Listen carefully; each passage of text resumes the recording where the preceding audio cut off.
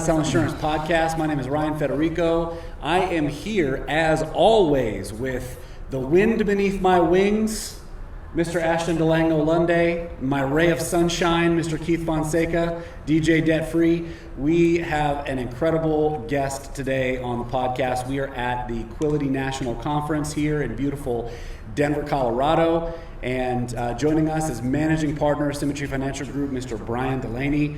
And somebody who, if you're in our circles, doesn't need any introduction, but certainly is renowned throughout the industry. If you haven't heard of him, you guys better pull over. If you're on the treadmill and you're running right now, or if you're driving, pull over, get your notepads, get your pens out, save this video, do whatever you got to do, because this man has built an incredible agency, knows what it means to produce insurance and to protect families and to inspire other people to do the same. So I want to allow Brian a couple minutes here just to introduce himself and tell us, Brian, how you got started in the business, sort of what got you into life insurance. I'm sure it was exactly what you wanted to do since you were a little kid.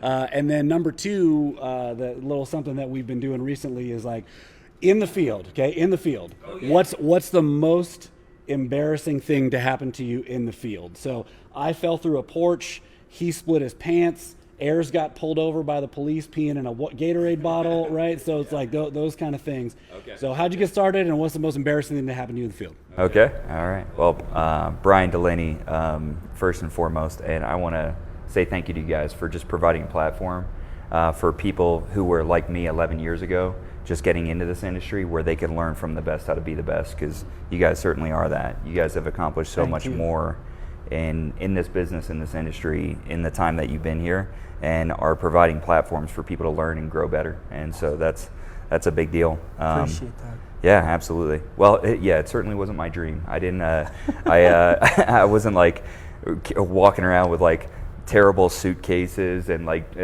my calendars weren't of mid-sized sedans. Even though my first car was a Saturn SL2, nice. Which I feel like that was like, if you were going to be an insurance man in the early 2000s, that's what you would have driven. Did it have the black bumper or the body colored bumper? No, so this had gold flakes in it because we were rich.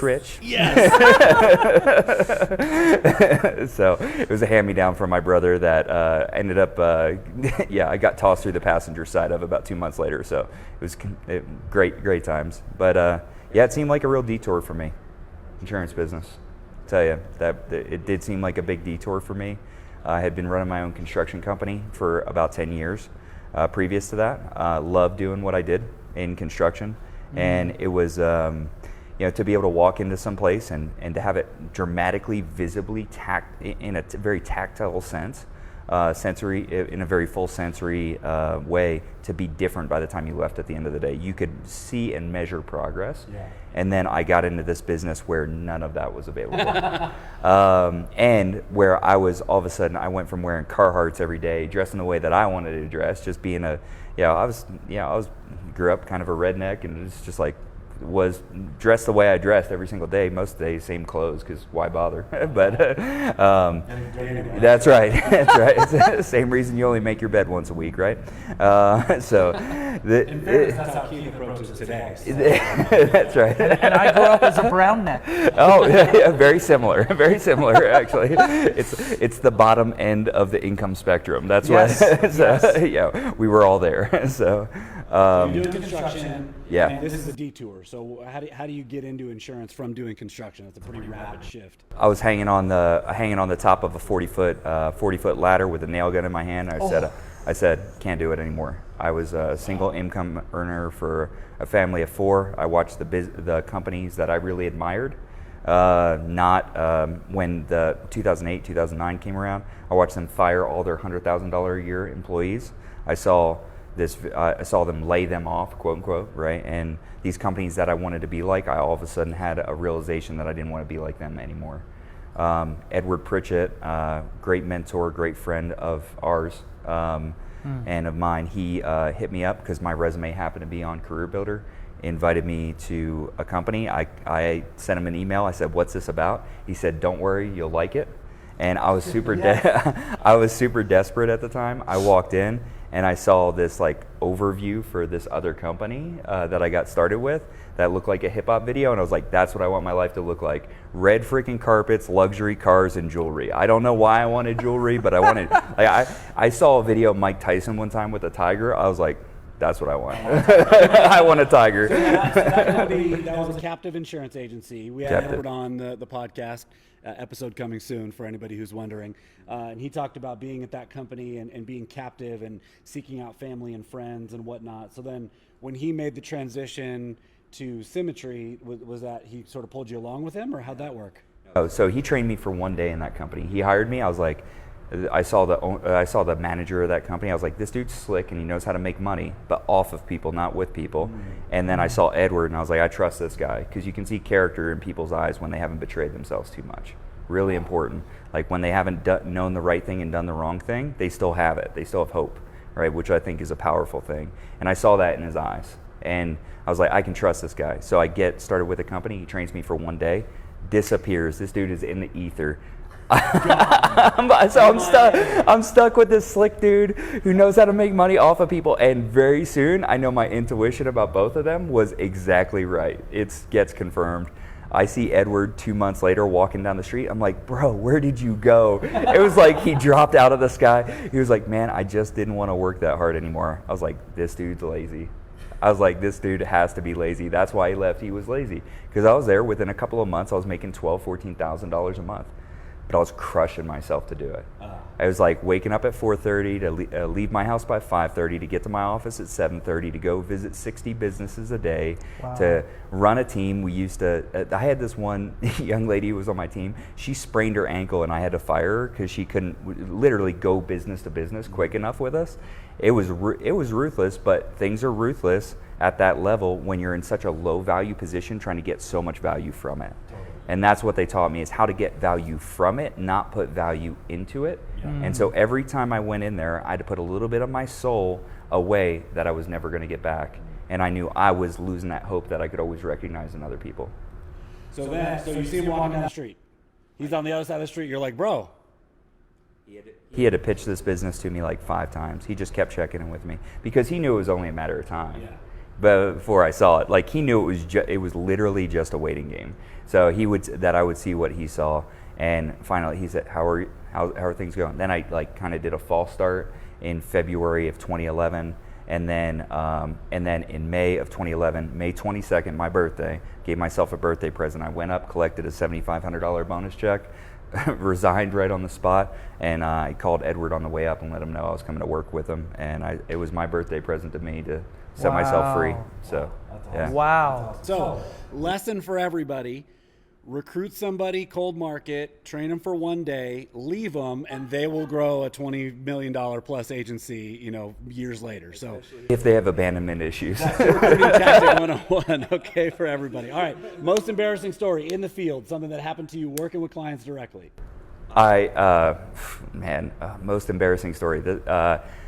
I'm a little bit bad on germs, so really challenging. So I went into this house, and this house was nasty. I'd already learned how to do the seat check, the hand check on the seat, where it's just to make sure it's safe to sit, because I made that mistake before and sat down on a little bit squishy couch, and that's but I was in this house, and I was like, you gotta leave, you gotta leave, you gotta leave, you gotta leave, you gotta leave, and I didn't leave. And I did the same. I was so in my routine at the time. I was in my routine. I was like, hey, can I have some water? I forgot to ask for a bottle of water. And this house was nasty as hell. And the guy pours the water, and it shows up in front of me, and it's got fingerprints on it, but they're on the inside of the glass, and it's got a film on the top. And I'm just sitting there. I'm just sitting there, and I'm just like, it's like a thick film. It's nasty. It makes me uncomfortable to talk about now. So, like 10 years ago, and you're still just like, now was pull over. So I'm sitting there. I'm just going through my routine. Guess what happens? You get thirsty. Dude, I just do what I always do. I sit there, and I'm in the middle of the appointment. I'm just like, yeah, sounds good. And I'm just like, I was so grossed out. I was like, all right, well, it doesn't look like there's anything I can do for you. I left the house immediately. Oh my gosh, I went outside and I was just like by my car, just like scraping out my mouth, doing it because it was so nasty. I've had a lot of different. I've gotten the house and realized I forgot my computer. I've forgotten my computer at the house. I've forgotten my debit card at home, so I couldn't get gas on the way out. And And when you're running in the field and you're doing it that way, now it's different, right? I don't know if it's better. Like people say, oh, I used to have to walk uphill both ways. I don't know that it's better because I don't know that I would have been disciplined enough to run appointments that close to my bed. Sure.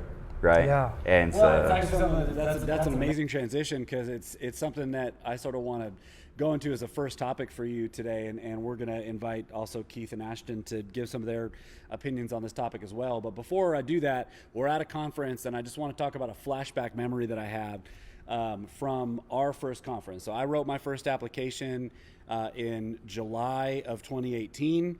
A month later was the Symmetry National Conference in Washington, D.C., and as soon as I wrote my first application, I was on the phone to Keith Fonseca going like, hey, man, we got to go to Washington. And he's just like, for what? And I was like, we got to go see these guys in Washington because I think this thing is real, and we got to go check these guys out. So we flew to Washington, and we were super new in the business. We didn't know anything. We came from home improvement sales, so we didn't know anything about insurance. And I just got my license, wrote my first app, and we go into the reception. Tonight is a reception at this conference. And we see who at that point in time is our agency owner.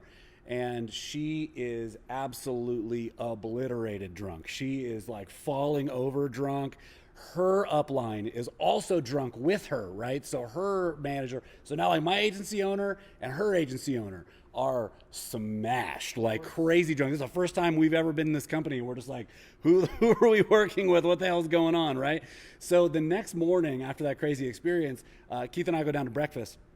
And we're sitting at the Westin Hotel in National Harbor, D.C., and who comes rolling down at like 6:30 a.m. except for that agency owner, bright-eyed and bushy-tailed, no hangover, looking clean and pressed, just like sitting down with us, ready to eat breakfast. And the reason why this pertains to Brian Delaney is because Brian Delaney was jogging along National Harbor and along the ridge there in front of National Harbor. And I was sitting in the chair, and I'd only known Brian from like seeing him on some videos while I was studying for my license or whatever. And I saw this look in Brian's eyes when he was jogging that was almost like an obligation to like, I need to do this so that I'm at my best so I can deliver my best for the people that I'm about to impact at this conference.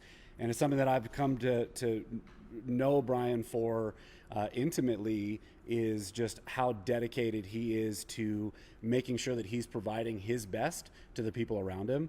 And I saw those eyes, man, of just like, I got to make sure that I'm ready.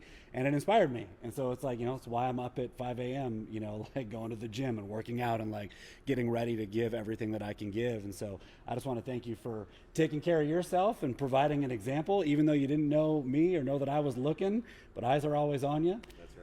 And that was just an incredible experience to then see you on stage. So topics, let's talk about topics because this is about how to sell insurance. The one thing I asked around about this guy, because I never produced with him, and when I came into the business, he had a very large team. Not that he wasn't writing business, but he had a very large team. He was developing leaders and growing huge organizations and making an impact on people. So I asked around and I was like, okay, talk to me about Brian Delaney's the producer, right? And he's a little bit more humble. If I was like, hey, how'd you produce? He'd be like, I wasn't ever a great producer. But the one thing that Brian did incredibly well was net place business. Everybody across the board was like, Brian Delaney, net place should be in the same sentence. What is net place? That means it got issued and a cancellation didn't take it off, okay? So it stayed on the books, and your overall net profitability, Brian was amazing at that. And that's a huge part of this business. So I want to, if we can, Brian, just kind of jump into while you were starting to produce and you were starting to get your net place business up, what were some of the things, the habits that you created in order to make sure that you were getting high net place, high profitability, policies were getting issued, staying on the books, a new agent that's starting with us that doesn't even know what that means? What were the habits that you got into? First, you got to learn how to write business. Like that's the thing is people try to write quality business before they ever write business. It's like don't try to do something quality the first time. Just freaking do it. Just do it and learn how to pay your own bills. And listen, everybody's naturally a little bit lazy, and that's very few people like to admit it. But I use my laziness for me. Okay, so if I'm naturally a little bit lazy, and I write a lot of business, I want to get paid for as much of that business as humanly possible. Sure. Right? And so what I realized was I like getting paid for as close to 100% of the work I do as possible. And so interesting. And so what I realized was that there were some times where the relationship broke down in the home when I was having these conversations with people where they didn't realize that the more that they told me, the better it would be for them. And so you mean like health-wise, like the more health that they gave you? Everything. Everything. The more that they gave me, the deeper they would allow me to dig, and that I was there for them, and that the more transparent that they would be with me, the more transparent I could be with them, and it would allow, if they would be open, it would open them up to receive value. And if I could just give them value in $1 trillion business, I was going to get paid ridiculously well, and it was going to stay on the books. And one thing that every single client knew was they knew they might be able to get a lower price, but by the time that I left, they knew there was no time in their life, including now and forevermore, that they were going to go after the cheapest and get the best. Yeah. So let's talk about that because that's a huge difference, especially for those of us that are in the simplified issue business and not in the fully underwritten business. A lot of times we get new agents that come in that are scared of price, and they want to sell on, I got to get them the best price, the cheapest price that's out there. And one of the things I love that Brian says, when have you ever wanted the cheapest? Nobody ever wants the cheapest of anything. So what are some of the things that you would say sitting with a family that would take them from I'm looking for the cheapest price to I want the most value? Yeah, it's simply people desire to be seen. Like so many people go through their whole life without ever being seen, right? And we have the ability to create a present moment for people, and this is where people get screwed up. They have a high quantity of low quality conversations with people. And I wasn't going to do that. It's like I can't have the quality conversation because of this next thing that I have to do, this next appointment. Listen, here is all that exists. That's it. That's it. This time is all we get because it's the only place that we can add value. It's the only place we can receive value. It's the only place ever. So we're going to make this moment like what's right now. Like what is this right now and what's the right thing to do now? That's what's most important. And so I would sit down with them and I would let them know on the front end. It's like, listen, my job is to get you the best possible coverage for a reasonable price. Okay? I do not want you to pay $1 more for coverage that you don't need or $1 less for coverage that you do need. And so we're going to find that, and you and I, we're going to talk about that, and we're going to have a really open and reasonable conversation. And by the end of this, you're going to know that this is A, the start of the process, right? B, that you've put yourself into a position where if something happens, this coverage is going to be in place for you, right? Because we're going to build a shield that's big enough to protect you, but not so heavy that you can't pick it up on a month-to-month basis, right? Ooh, and wow. And listen, we're here to have this conversation. And if something changes when we get out of here, the only thing that's going to change is you're going to call me and say, I need more coverage. That's the only thing that's going to change because we're going to find a place to start, not a place to finish today. I want everybody to listen to just the phrasing here of here's what's going to happen. This is what we're going to do. Let me tell you what I'm here to do. And it's like that the Blues Brothers, right? Like we're on a mission from God. You know what I mean? It's just like I'm on a mission from God to get you insurance coverage. Here's how this is going to go. Like that's what we just heard from Brian Delaney. Like if you can get some of that timbre in your voice of just like, here's how this is going to go. I'm so convicted about protecting your family that like I'm going to make sure that this happens. And what did he do very naturally? Like play this video back and write that down verbatim because if you said that in every single one of your appointments, I promise you would have a very high close rate, super high net net placed rate, your business would stay on the books, you wouldn't get his cancellations, because what he just did was basically quell every concern that is the most common concern that our clients have. Can I afford it? Is it enough coverage? Does it meet my concerns? Do I have to do it all now? It's like all those things in one fell swoop was able to just go, here's what we're going to do. Concern number 1 off the board. Concern number 2 off the board. Concern number 3 off the board. Amazing stuff. So we'll play that back. You know what's super interesting? So now we've been here 2 days, and we've met with Ayers and Cicely Newsom, and we met with Edward Pritchett, and now we're meeting with you, Brian, and we're about to meet with Tim Penso. And what people out there in insurance land wouldn't know is Edward brought Brian brought Ayers and Cicely brought Tim. Yeah. Yep. I don't even think we planned it that way. Did not. But this is the third time now we're having this talk in a different manner in which all three we've invited to this platform. Ayers and Cicely, Edward. Except for Ayers. I know what you're going, except Yeah, for Ayers. Cicely with the very direct, but definitely Edward, Cicely, and you, Brian, have No said pressure, this, Tim. No pressure. have said the same thing 3 different ways, but the same exact thing about taking control, but doing it in a manner that eases and relaxes the client. And that's so super important on 2 levels. One is, well, heck, we know it works, right? Here's what we're going to do works, taking charge. But also, people out there think they have to reinvent the wheel. They have to learn everything about how to sell insurance. And what they have to do is just copy the person before them who's having success. Yeah. And that's what we're seeing in 3 straight podcasts.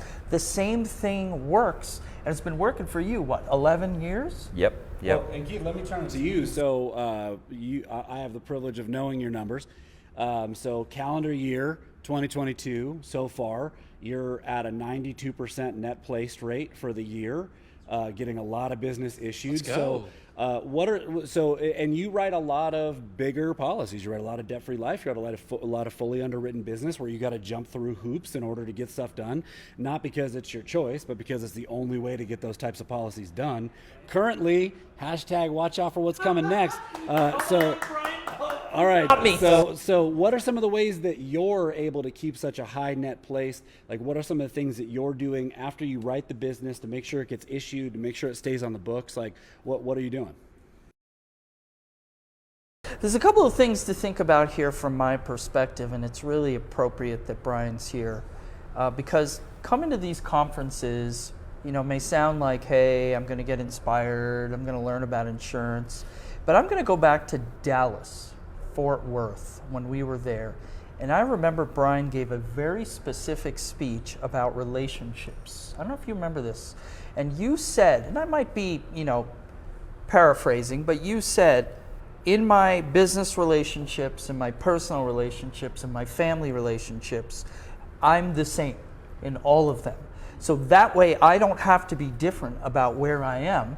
I can be me, and so I don't have business relationships, personal relationships, family relationships. I just have relationships. And 3 years later, that sticks with me, right? And so when I get involved with a client, it's a relationship between 2 friends, 2 people, family. I always tell them, when you join the Fonseca group for insurance, you're part of my family. You could call me 24/7. You could text me 24/7. While we've been here, I have debt-free life clients who wrote hundreds of thousands of dollars, went through all these hoops, who are on the books for 2 years, asking me how Denver is. How are you doing? How's the conference going? Like, maintaining those kind of relationships keeps business on the books because they bought me. They bought that relationship. Sure. They didn't necessarily just buy the product. So that's with the client. So with the client, I'm more than an agent, right? I'm your friend. I'm your partner. I'm going to be there for you in your time of need. You're coming into my family. And so it's forging those deep bonds with them, which makes sense. You're a very relational person, being a connector, right? Yeah. So what about after you write the policy, though? Like, what are you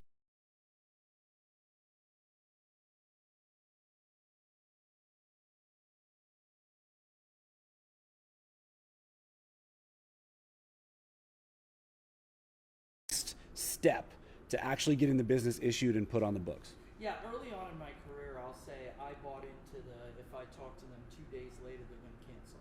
And I was afraid. I was new.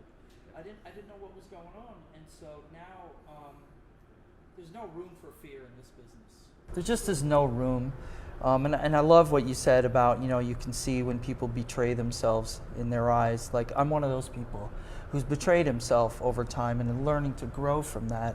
And essentially now it's become like there's no more fear about protecting a family, right? Yep. It's really, if it's right for them, great. If it's not right for them, great. And I'm going to maintain that connection. So I'm always following up with people, day later, 2 days later. I go as far as, not everybody does this, but I share my life with these folks and they share theirs with me. And that really creates a space where they feel safe enough to call me if there's a problem with the insurance and say, listen, they apologize. I'm so sorry, I have a question. It's like, there's no need to apologize. Well, I don't want to bother you, but I have a question, and they know they can trust me that I'm going to give them the most honest, vulnerable, transparent answer that's best for them. And so that keeps business on the books by making sure that having that connection and not ever seeing them as clients, right? I see them as just part of my network of family. One of the things that Brian, I remember hearing early on from you is stick to a couple carriers. Yep. Right. Especially so. Some of you guys that are listening to this podcast, you're captive agents. It's totally fine. You don't have very many carriers. You probably have one. Tune this part out, or whatever it is. But if you're a broker, if you're dealing with a bunch of different insurance carriers, I was one that got a little trigger happy, and I was just like, I got to use all these carriers and everything. I'm gonna win every trip, and it never really worked out that way. And so I know that when your net place got to a very high level, when your profitability got to a high level, it was because you were kind of just like laser focused on one or two insurance carriers. Yep. Why is that important?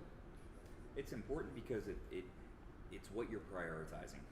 It's what you're prioritizing. It's like, are you prioritizing the product? If you race for in the race to the lowest price, someone will win. And I just don't want to be that guy. Yeah. I don't want to be the person who races. I want to be in the race to the highest value. And what's the highest value? Me being able to call the company and get things done. Whether that's get policies issued, whether that's speed along death benefits. If I have a relationship with those, and for me to get paid too.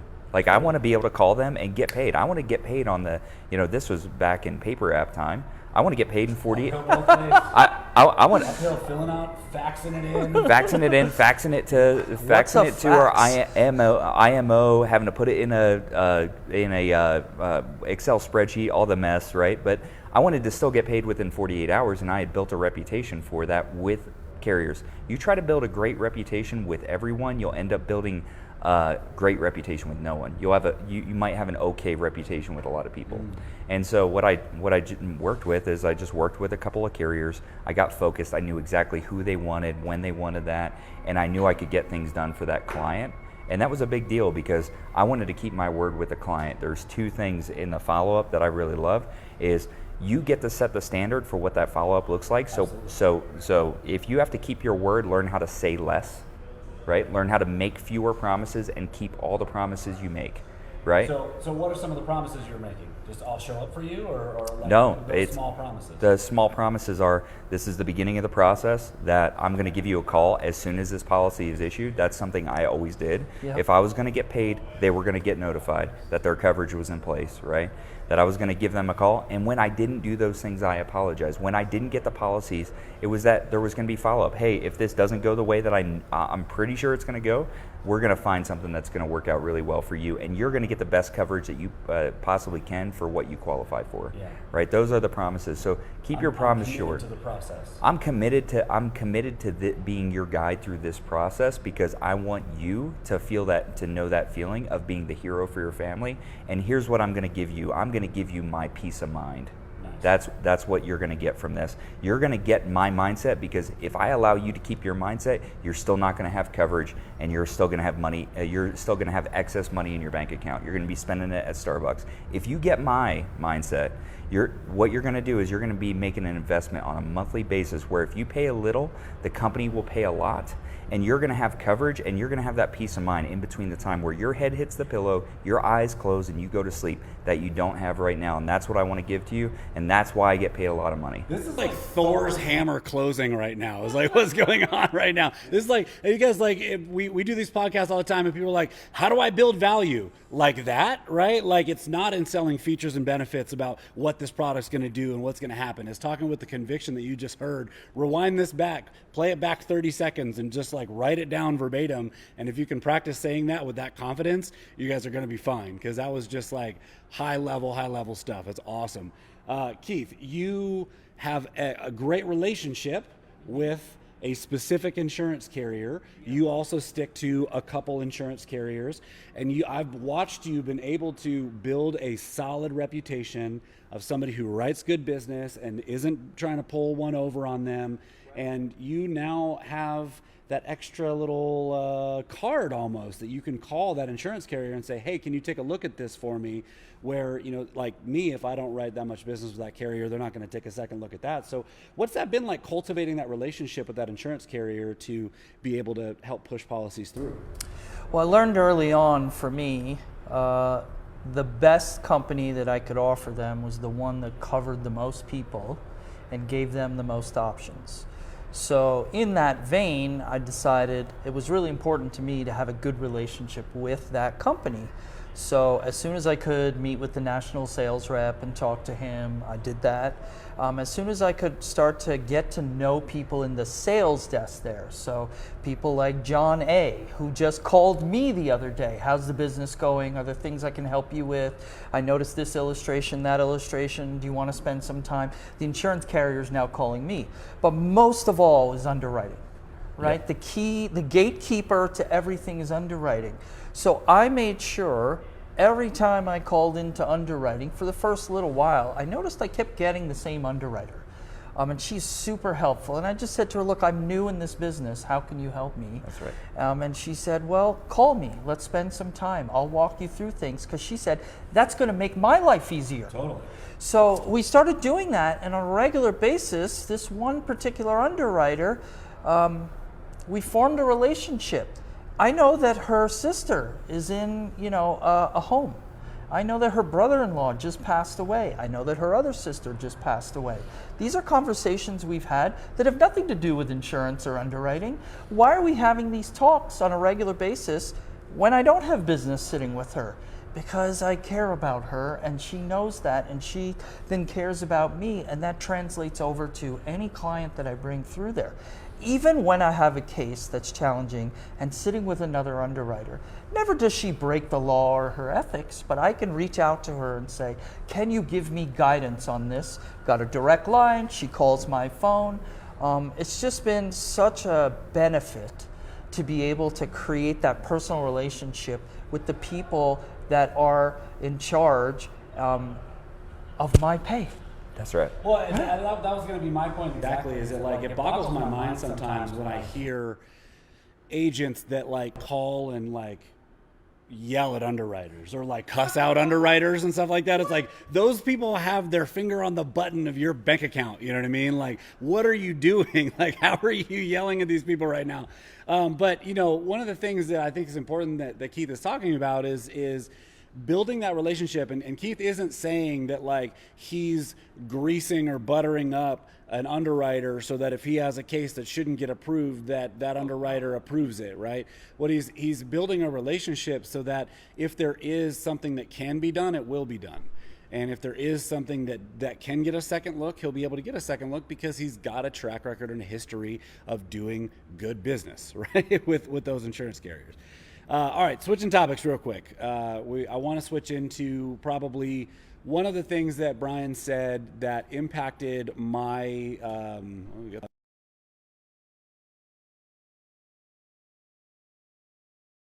the most, and my tenacity. And that's really, I think, the next half of this is just talking about grit and determination. But there was this thing that you said, maybe you say it all the time, maybe it was just one time that you caught fire.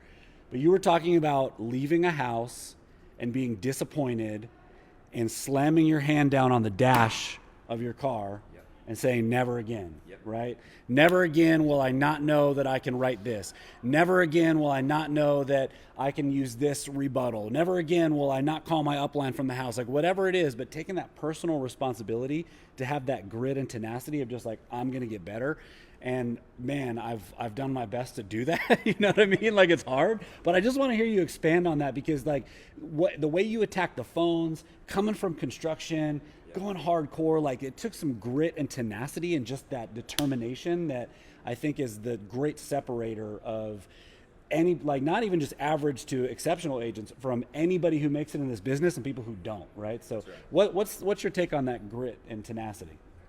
Yeah, people speak all the time. They say they want this. They want to be wealthy. They want to be at the right weight. They want to have great relationships. What they're doing is they're speaking from a place of desire, of feeling, right, of circumstance, right, how their circumstances are right now. But people act out of necessity, right? And so when it was necessary for me to win here.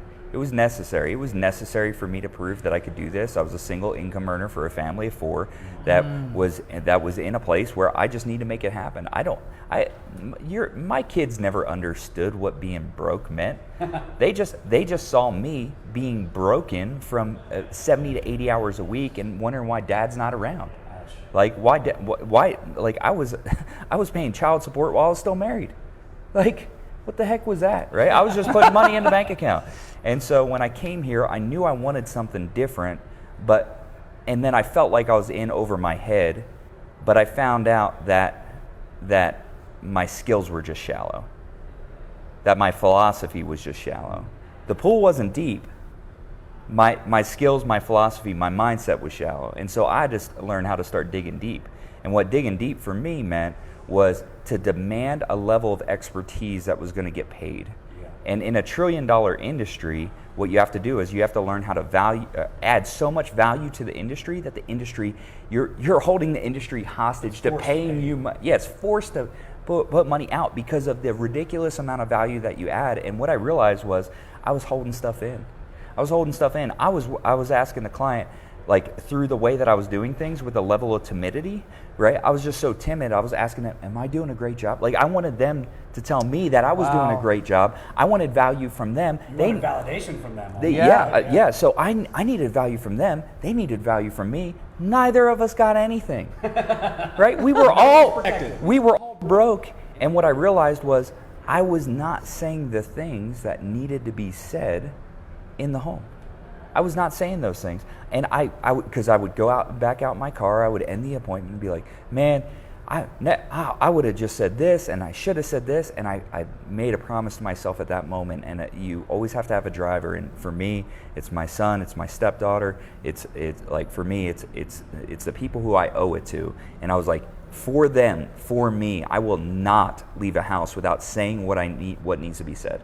I will no longer do that, because I realize that either way, I'm gonna continue to pay tuition to learn these lessons, or I'm gonna start getting paid for practicing the lessons that I've learned.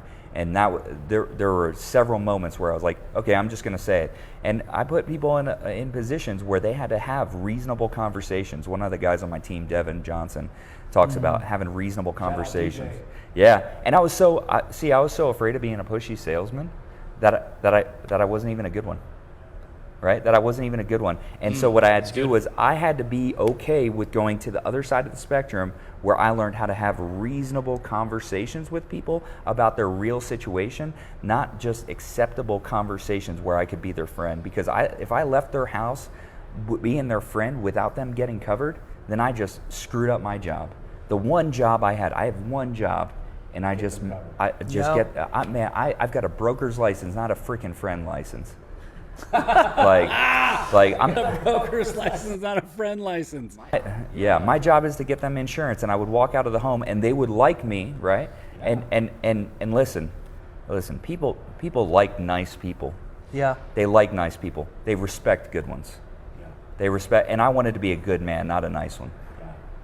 Yeah. So I guess in summary, it was a commitment to your vision, and a commitment to the people that were depending on you, that you were going to care enough to confront your fear about being viewed as a pushy salesperson or not being liked, and take it to the mat, basically. Yeah, exactly. I was no longer going to I was no longer going to have shallow skills. It's like it's easy to drown in the shallow side of the pool when you're laying down. It was time to stand up.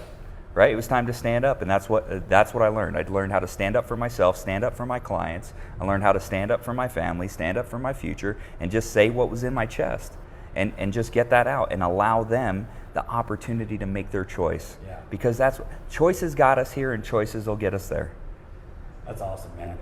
The sort of person I want to expand on this is actually Ashton, believe it or not.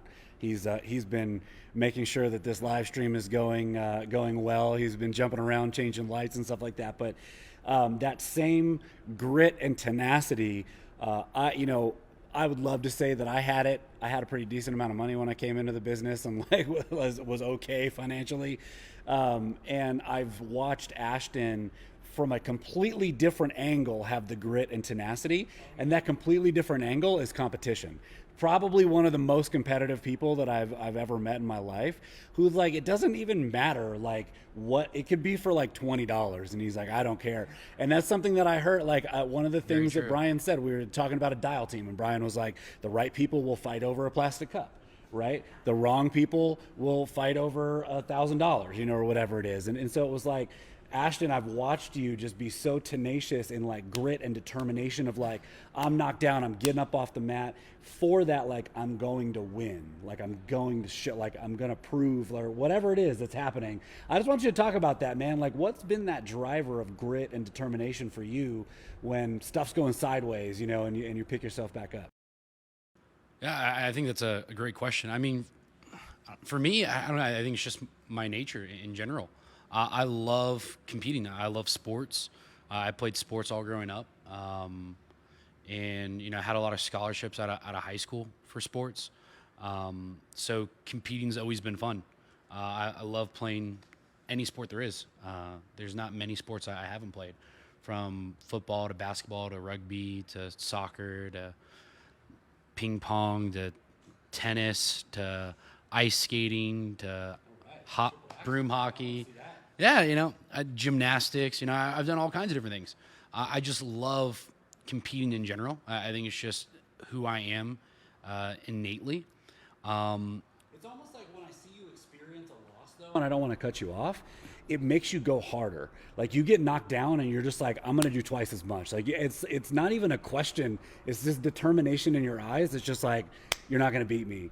And it's like, does that come naturally? Do you have to will it? Like, do you get defeated and have to like convince yourself, or like? Yeah, I think there's a few things there. Like, for me, my background obviously is, I have my bachelor's in pastoral ministry, getting my master divinity. And for me, my mindset always is nothing's going to happen that wasn't supposed to happen. So that's always the first side. So getting down and defeated typically doesn't happen for me. It's like, all right, hey, listen, whatever happened, whether good or bad, it was supposed to happen. Whether I wanted it to or not, it was going to happen, because that's what God had planned. So in terms of getting defeated, I typically don't find that side or anxious, really. My wife absolutely hates that. She's like, why aren't you upset right now? Why aren't you worrying about this? And I'm like, It's like God's got it. Yeah, that's pretty much it for me. And she really doesn't like that part. At all. Hey, if more people could get into that mindset, I think our world would be a much better place. So, that's awesome, man. Yeah. He's being really modest right now. He saw us wearing these shirts, and then he had to get one and show us how to make it look better. Oh my God. Well, and like one of the things that I admire, and then I want to get to just my last thought that I want to grab from Brian, but one of the things I admire is that like it's not even competing with people who are around you. Like, you just pick a random target sometimes, and you're like, I'm going to compete with that person. I've never met him. I don't know him, but I'm going to smash him. You know what I mean? Or like, I don't know if it's smash him, but just like, I'm going to show that I'm as good as them or whatever. Do you get inspired just from like random stuff? Like, do you see a commercial on TV and you're like, I'm going to be like that guy? Like, what kind of makes that tick for you? Because there's so many new agents that need that inspiration or that goal to shoot for, or that push to go be better than somebody or be as good as somebody, or the belief. belief, like Edward was talking about. I can be as good as these people. What do you get from that when you see other people? I think for me, I definitely can get inspired pretty easily. I've thought about this a lot recently. I love mastering things.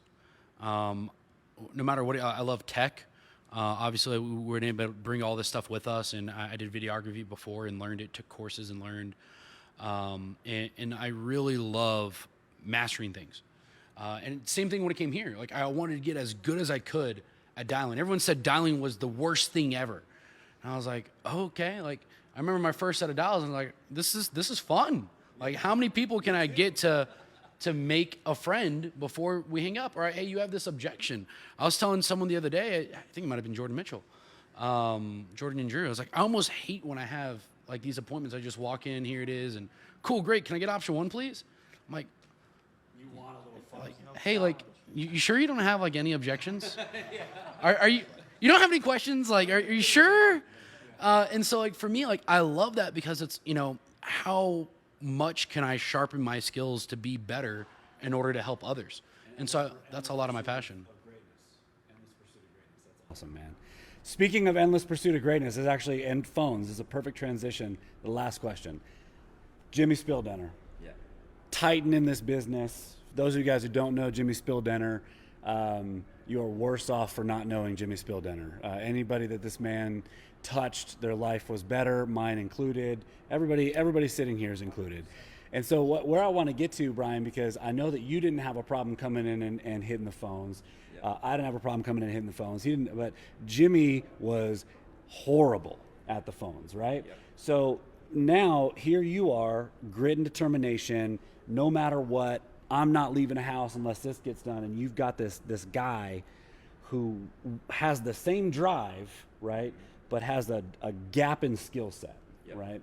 So how do you transfer your grit and determination to somebody like that who's struggling with the phones, right, and who probably wants to quit, you know what I mean, or whatever? Like, how do you do that? Because if we're building an agency, we're going to run into people like that, right? So what were some of the tips that you would give people for that? For him, so anytime I look at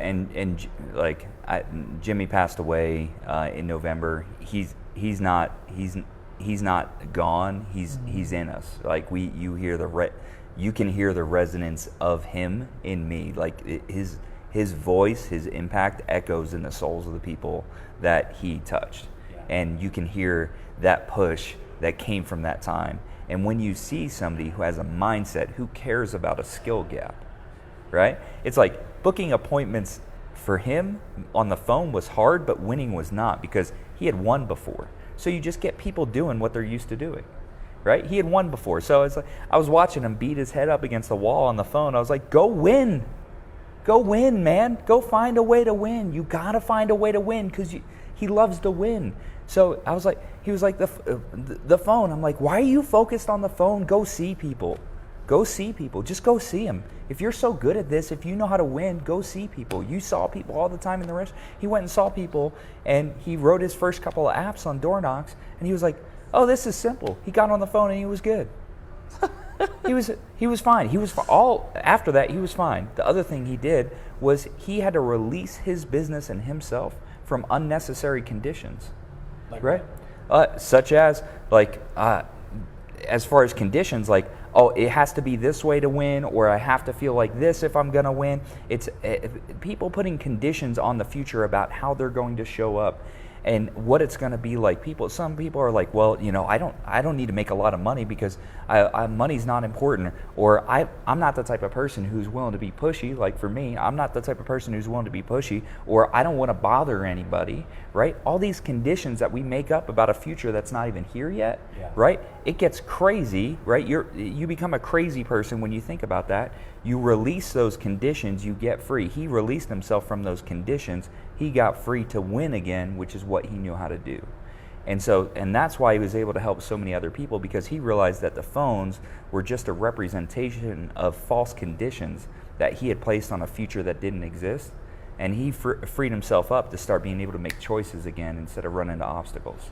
Because sometimes this happens with, like, hey, why don't you practice writing some applications on your warm market? Like, why don't you reach out to your friends and family, and why don't you get your first applications done from the people in your life that want insurance, and that builds the confidence to get somebody on the phone talking to people that they don't know. Or like this example, once you've been around people your whole life, you can talk to people, this is awesome, clearly the phones are a struggle. How about we just skip this and you just go straight to their house and you just start talking to people, right? And breaking through that barrier to then make what used to seem hard seem simple now, right? Because you did the part that came after it. That's right, and that's where the mindset changes, right? Because the same thing that's in your way as somebody who's starting in the insurance business, the same thing that was in my way, that's the same thing that's in all of our ways, right? And you're looking at people who are like, you guys are titans with what you do. You're not in the top 10% of our company. You're in the top 10% of the industry as far as performance and consistency and the way you're building agencies and all that. And it's like, if you're the only thing that's in your way, why don't, instead of changing your mind about what you did, why don't you change your mind about what you're doing? And I remember having a mentor who I would hang out with him every day, and anytime you asked him how he was doing, he would always say the same thing. He'd always be like, "Man, never had it so good. Just another day in paradise." Always say the same thing, right? And so a buddy of mine was coming down the steps to this place we were going up to get coffee, and I'm sitting there with this guy, and he's 55 years old. This dude's pouring in my life, changing my life, because I was in a bad spot at that point. And he asked me, he's like, hey, he asked both of us, Virgil and I, he said, "Hey, how are you guys doing?" Both of us at the same time said, "Hey, man, never had it so good. Another day in paradise." Yes. Donnie was like, "Virgil, you brainwashed that boy." Virgil said, "That boy's brain needed washing." Yeah. Right? And so sometimes we just have to change our minds, because the way that we're thinking is actually trapping us in a prison that we're making. And just release yourself from the conditions that you're putting in place so that you can get back to choices.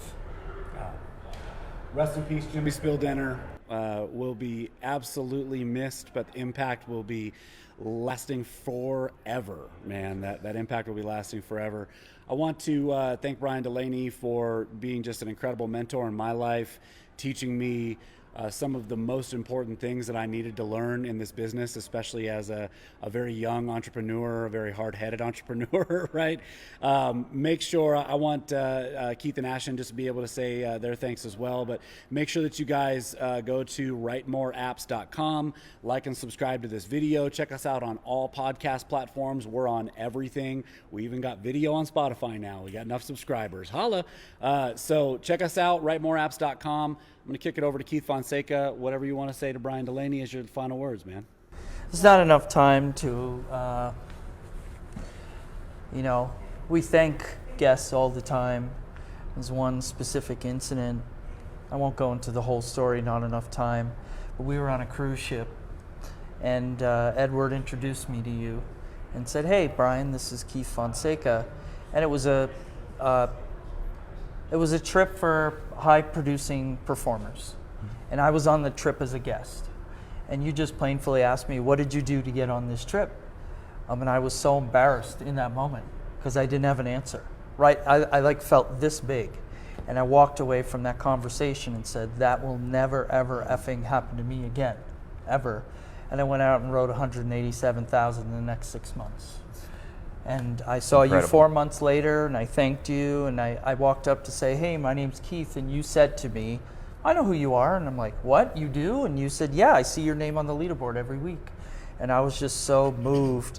And in that moment, it took a very embarrassing moment for me to wake me up to the true value that I can bring to this industry and this world. And I just want to say thank you for that. That changed my whole, I'd written nothing up until that point. And that changed everything. You never know the impact and the ripple effects that bringing high challenge to somebody is going to create in their world, man. Yeah. Ashton? I think for me, I remember, what was it, a few months ago, I gave you a phone call, and I was talking man, I'm trying to figure out this recruiting thing, being able to bring more people in. I'm not having either I'm extremely talented, which is possible, and I just have and I'm hiring all the people that don't want to work. Either that's it, or I got to fix something and something's got to change. And I remember, sitting there talking with you on the phone and going through, like, what does that look like when you're talking to them? Like, what are you talking about? Talk about the company, absolutely, but what about you? They can find this opportunity at literally any company in the world. What makes it different working with you? Why work with Ashton instead of ABC company with John Doe or XYZ with Susie? Why you? Why here? And that was a really big catalyst in my business in terms of the building side. I know we didn't talk a lot about building today, but that was a really big catalyst for me. When you just took, I think you were driving back from some kind of vacation. You took 30 minutes on your car ride and talked to me. So I definitely appreciated that. It was a huge help for my business. Well, enough. Thank you so much, Brian Delaney, for joining us, man. And we will catch you on the next one. Later, everybody.